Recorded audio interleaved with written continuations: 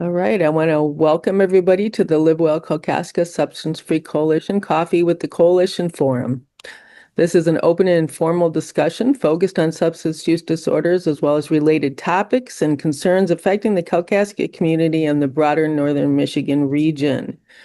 So my name is Suzanne Prentice. I am the coordinator of the Live Well Kalkaska Substance Free Coalition and prevention specialist for Kalkaska County through Catholic Human Services Up North Prevention. John, you want to introduce yourself? Yep, my name is John Supernaw. I am a peer recovery coach with Catholic Human Services.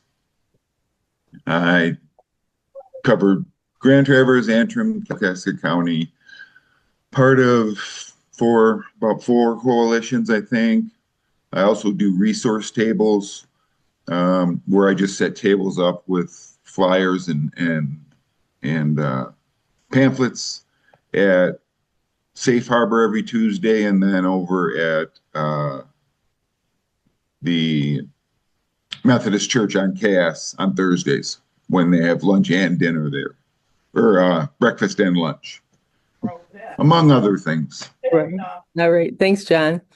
So this morning we would like to welcome Hannah Brown, Manager of Outreach Services with Traverse City Health Clinic, and Dr. Kelly Clark, Family Medicine Physician with Munson Family Practice. They will be presenting on the TC Street Medicine Mobile Medical Unit. All right, go ahead. Good morning. Thank you for having us. As Suzanne said, my name is Hannah Brown. I am the manager of outreach services with Traverse Health Clinic in Traverse City. I have the honor of working with the TC Street Medicine team, which is a collaborative between Traverse Health Clinic and Munson Healthcare. We also collaborate with Goodwill Northern Michigan, and together we form the TC Street Medicine team. So today we're going to talk about, what our team is, who we serve, the services we offer, and what that looks like in our region, and why we're doing that. So I'll let Kelly introduce herself as well.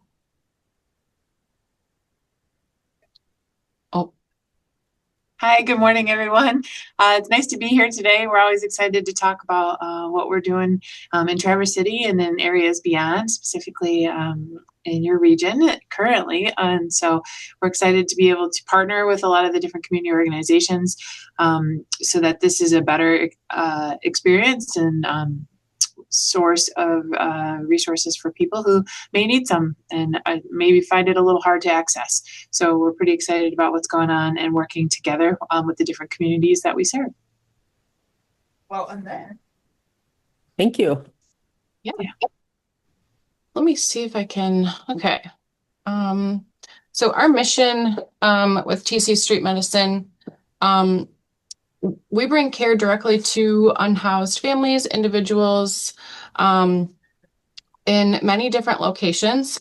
So we really primarily focus on going to shelters, encampments, if we are able to find them, and then locations where people kind of congregate, and that might look like community resource locations. So like John mentioned, Central United Methodist Church, we go to Safe Harbor, places where it is convenient for individuals to go to seek resources, to seek meals.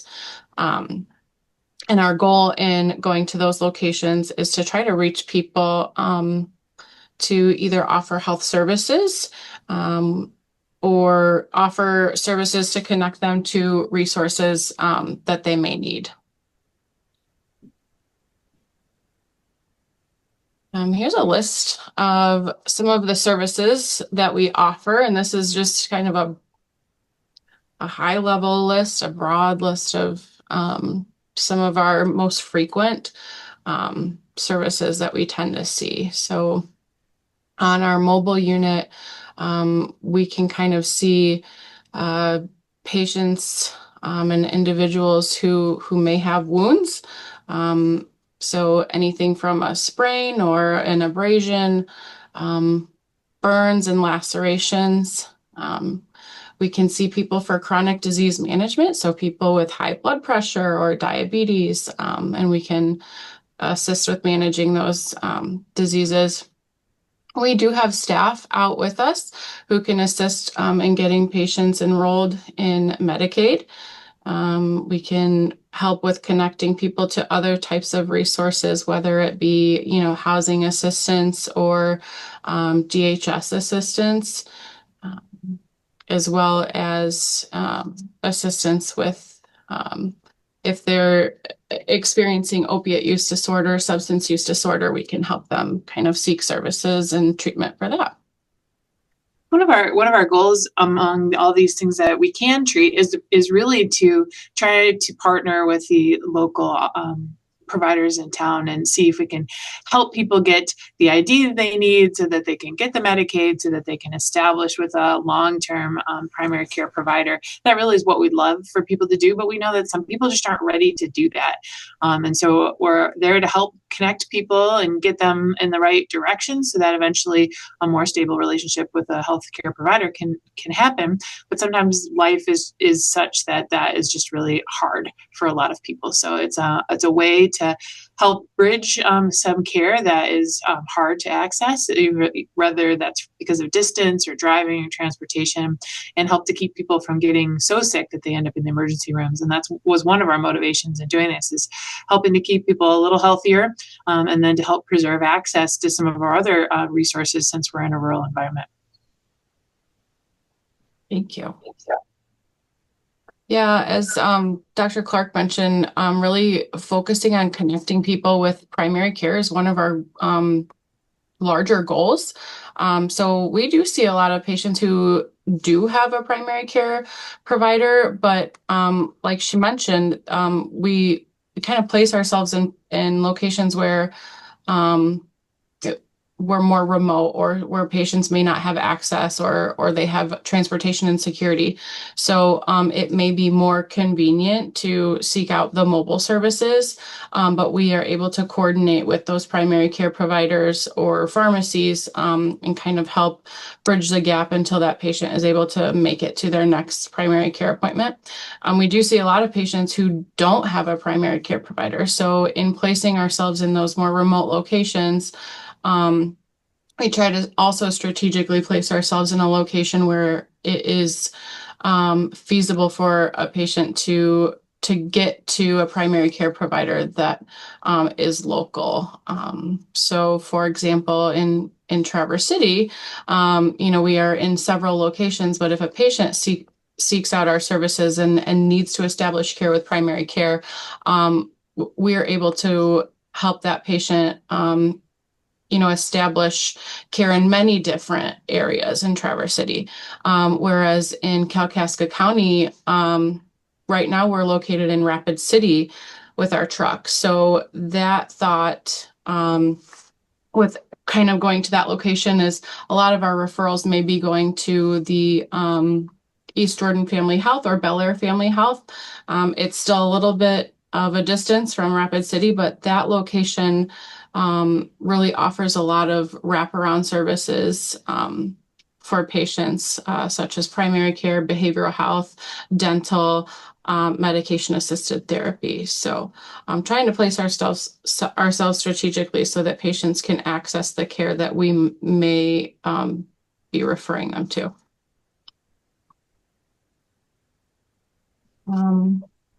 Just a little overview of the locations that we serve. So we're in 4 counties now, which is exciting.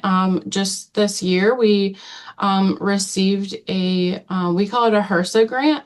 So that is a federal grant. And that grant was really geared towards expanding not only our hours of operation, but expanding our service locations. So primarily the mobile medical unit has been offering services in Grand Traverse County. That's where we began. So currently in Grand Traverse County, we have 5 regular locations, which are listed here. We serve Grand Traverse County on Tuesdays and Thursdays.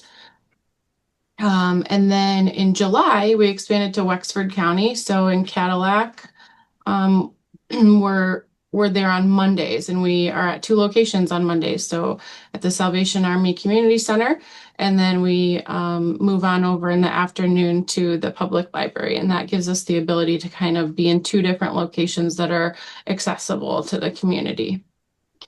And I want to say it was August, we expanded to Kalkaska County. So the Clearwater Township Fire Department in Rapid City.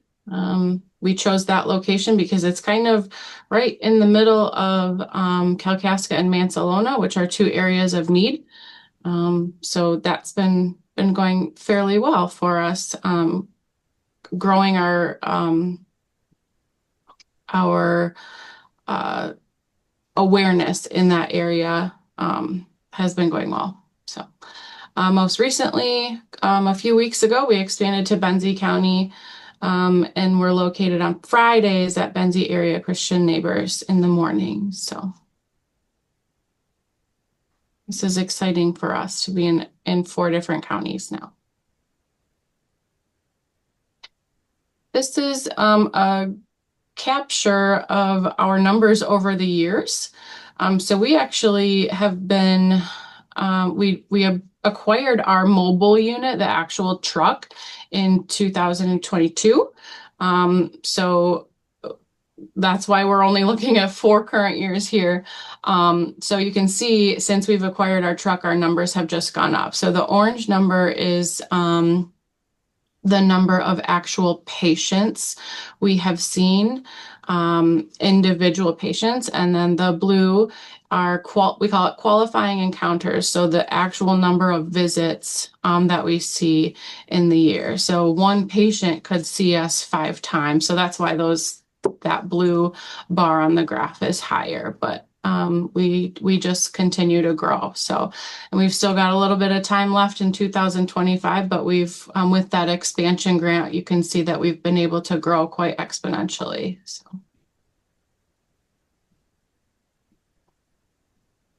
So brief overview of TC Street Medicine, and we are ready for questions. Happy to continue to talk about this and continue this conversation. Awesome, thank you. So I'm wondering, with the loss of ATS's mobile unit in Kalkaska County, is there any thoughts of maybe expanding to other locations in Kalkaska? ATS had ATS lost a lot of their mobile services in all of the counties that we're in. And so we are beginning to see that impact on our mobile unit. So to answer your question on expanding to other locations in Kalkaska County, really what that boils down to is, we're mobile. We have wheels, so we can go anywhere. It might take more staffing and efforts to be able to do multiple locations in one day or in one week, but we are always open to the idea of moving locations to reach a broader group of people. So we are always looking for input from the community, and even we're asking patients that we see, where should we be? Where is the need? And really by asking those questions is how we find out where we offer services. So. Right. Yeah, most definitely. Rapid City is a place that's definitely needs services. However, there are other locations in Kalkaska County. We have 15 naloxone distribution boxes in Kalkaska County, and we man 11 of those boxes. And we have one of our locations that the boxes are used the most is actually Lodi area, which is south of Kalkaska, and then South Boardman area. So yeah, and we have only one provider who offers medications for opioid use disorder, and he does not take Medicaid. So we don't have a lot of services in Kalkaska County. A lot of times people can't get to Traverse City where most of the providers are. So it would be great to be able to expand within Kalkaska County. That is one initiative we're working towards is so Traverse Health Clinic and Munson Family Practice both offer a recovery type program, medication assisted treatment in clinic. So we are in pretty aggressive talks and communication to try to figure out how do we bring medication assisted therapy onto the mobile unit safely, and how do we provide that care to patients in a way that is monitored and in a way that is reasonable for these patients who may not be able to make it to our clinics like our typical program patients do. So yeah, I'm wondering if you could work with Kalkaska Medical Center, the hospital here, if there was any way you could work with them and park outside of the hospital. is there resources at Kalkaska Medical Center that or are there populations that are around that area of the hospital that would probably... I think there's a lot of populations throughout Kalkaska County, but a lot of our providers are over at the hospital.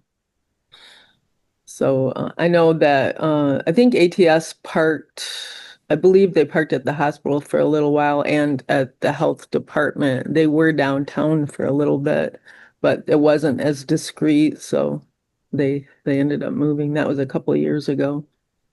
So What we found that really helps with this program is being consistent in a location for a while and learning the community and understanding its resources and needs, and just being present and able to be counted on. A lot of times we talk about trauma-informed care and about being conscious and sensitive about the way that we present ourselves and talk with patients. And I think it's helpful when you're starting in a new community to have a consistent presence and to be there when you say you're going to be there, especially when sometimes funding changes and services are there and then all of a sudden taken away, that those experiences kind of build on that history of trauma to a person. And so we're trying to get to a place too, and for a little bit, build some of that that background so that people can know that we're there and count on us and be able to predict when we'll be there when the rest of the life and schedule is a little bit sometimes unpredictable.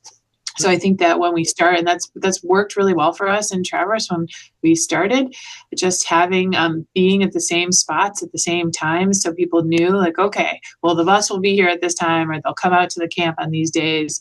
And I think that's really helped to build that. And we feel kind of like the new people in town, and so I think it will take a little while too to build some of that trust and have people know where to find us at a consistent time. It's a little tricky to be moving in a lot of different places at different times, because then how do people keep track of where we're at and when to find us? So I think our short-term goal is to build a little bit of that trust and presence in the community, and long-term goal, adapt what services we can offer based on what the needs are at that time and make sure we're in the right spot. And I think Hannah said it right, and a lot of times we focus on what the patients tell us.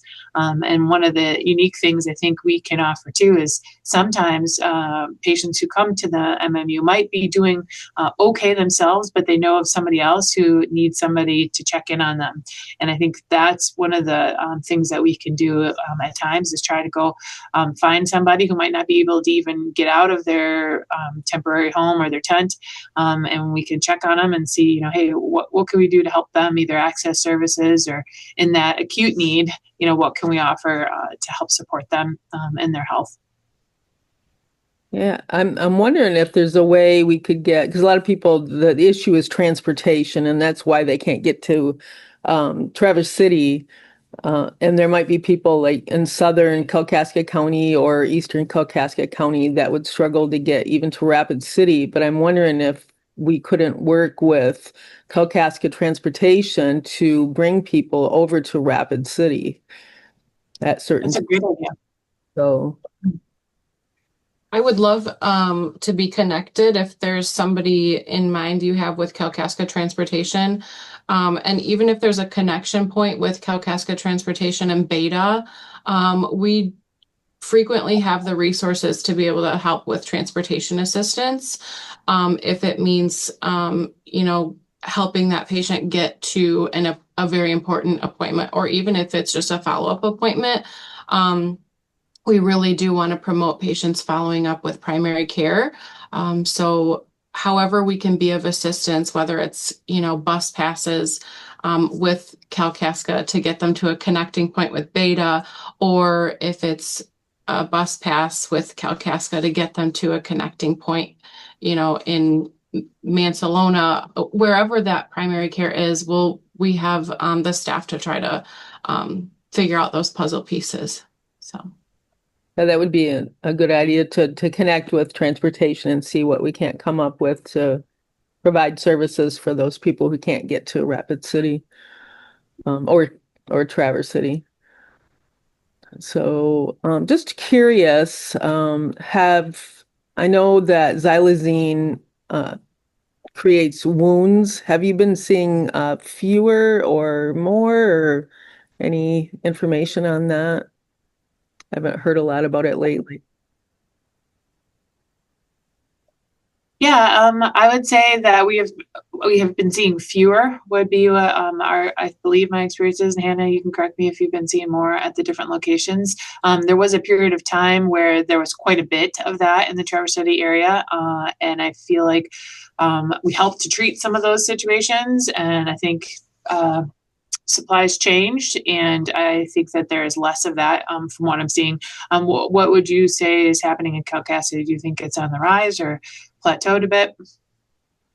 Yeah, I'm not sure myself. I think in general, in all of the locations we serve, I can agree that we're seeing a decrease in that. What I'm seeing an increase is patients seeking out harm reduction services. So people are aware that xylazine or fentanyl could potentially be in substances that they're using. So patients are seeking out harm reduction services, whether it be through the mobile medical unit or DHD-10 harm reduction bus, or the actual harm reduction company, but they are seeking out tools and resources to keep themselves safe. So, for example, we have test strips, so fentanyl test strips, xylazine test strips that we can supply people with to test whatever they may be, using, or we provide people with Narcan. And we promote, safe use, so never use alone. So there's some harm reduction services that we do offer, some that we don't. But if there's, gaps in what we offer, we tend to refer people out. But I am seeing an increase overall in the willingness to reduce harm. So, John, do you have any questions? Not really. I mean, you kind of hit what I was thinking. The transportation issue is, being in the spots that you guys are in, and I'm at Safe Harbor when you're at Safe Harbor, and I'm at the church when you're at the church. So I know a lot about how the operation works, and I chat a lot with the nurse that comes inside and gets people and takes them out. And so, but I took, you look at the Antrim County and Kalkaska County and Benzie County, and just having the one spot there just leads me to think that you're missing a whole population that doesn't have the transportation to get there. And like Suzanne said, I mean, working on getting the transportation so that they can get to those spots, or maybe adding a spot I know Antrim County has the same issues that Kalkaska County has. Them in a coalition over there too, and it's a rural county and people are spread out all over the place. And I know there's a lot of people that can't get to the one spot, but what can you do? I mean, what are, I'm sure you're working on some things to get to more people, but Yeah, I such a think, difficult issue with transportation. yeah, I think that's tricky. I think that's tricky all across the region. And I think what we do is you just start, right? And you start somewhere and you get your skills set and your team set. And then you see, okay, well, now that we've got this, what can we do next? Because I feel sometimes too, if you spread out too far, too quick, and you don't really have the logistics nailed down, sometimes it's hard to sustain that and do that in a meaningful way. When we started this project, quite a few years back, we had one half day or a couple of hours, one day a week. And then we were able to evolve once we, understood the community and understood the services, and we could gather resources, and then slowly started adding locations in Traverse City. And I think that's why it worked, trying to put together the funds for the grant so that we could, looking at the counties of need around our region, while we were missing some of the counties that really had much more need than where we were at Grand Traverse. So this is a result of being able to build on some of that experience and those relationships and that continuity is slow now getting out to the places where there is that identified need, and then getting a ground base, and then figuring out, okay, what's next in our chapter. It's been a constantly evolving program and situation, and I think because of taking some time to make sure that we've got the right connections with the right people, then I think it's kept it strong and kept it going,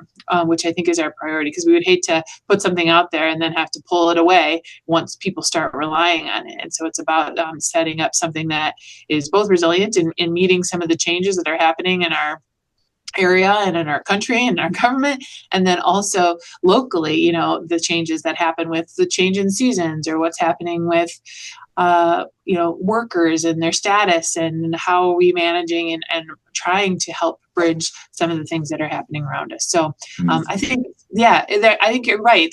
We can't reach all the areas of the counties, but we're starting, and I think that's the first step, right? And then once you get there, then we move on and we see what we can do to build on that. And I think Rapid City definitely is a great start. And I appreciate, you not wanting to spread out just to pull back again, because that's happened a couple of different times in Kalkaska County, and that's rough for people because they start getting the services they need, and then all of a sudden it's not there anymore, and they have no way to get to it. So I understand what you're saying about not going too fast, taking your time and trying to figure out what the best way to go about this would be. So a lot of these efforts too, our services, like we've mentioned, we're pretty well established in Traverse City, and we've been there a long time. We've been at the same locations at the same day, at the same time, consistently for a few years. And the goal in spreading out to other locations is to do the same. So ideally, we want to find that sweet spot where people are going to be able to make it there, where they're going to want to show up, where they're going to want to, tell the people that they know, hey, I went there, I got great care, they had the services that I needed. And really building that trust. So it took us a while to build that trust in Traverse City. And now we have people seeking us, and we've got, people lined up waiting for us at the locations that we're going to. So although, right now we're still working to build that trust in these other communities that we just recently have moved to, really the way that we have found to build that trust, like Kelly said, is to kind of be consistent, remain in that same place, and really word of mouth is a powerful thing. So if we're providing care to people who are seeking us out, and they're trusting us, and they're receiving good care or a good experience, they're letting their community members know, and that will spread. throughout a community or into neighboring communities. So what we don't want to do is drive up to an encampment or somewhere and say, we heard all of you needed help, and that might scare people off. So we want people to we want this to happen organically and naturally for that trust to really form. Obviously, we've done our research and kind of found, we've talked with EMS in Kalkaska County. We've talked with the health departments in Kalkaska and Mansalona, and Rapid City was kind of just that one spot that we could really identify was a higher need. So although we know there's needs everywhere in Kalkaska County and same with Mansalona. But I think being able to reach a remote area and a population in Rapid City, and that is such a small, tight-knit community, it really means a lot for us to form that relationship in that tight-knit community, so that we can build that trust, because we're hopeful that tight-knit community will then let their community members know in their neighboring areas that, this is something that we're using. We had a great experience. We want, their family members or their friends who need care to seek that out as well. But also we want them to be able to trust us enough to say, hey, I have this friend, John, who's, staying in his truck down the road. He's really nervous to come see you. Will you go see him? So, trust is a big deal for us in what we're doing.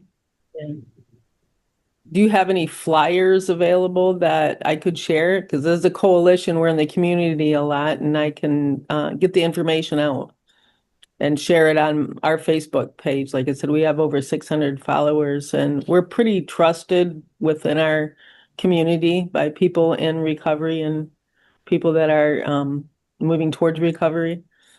Yeah, I can email that too. I'd love to. I'll share specifically the Rapid City one, but I can share our other ones as well for anyone who's following you in other counties. Yeah, that would be great. And maybe we can collaborate on trying to get transportation to help transport people to the Rapid City location, until possibly, it can move somewhere else or add another location, not move somewhere else. Yeah. So.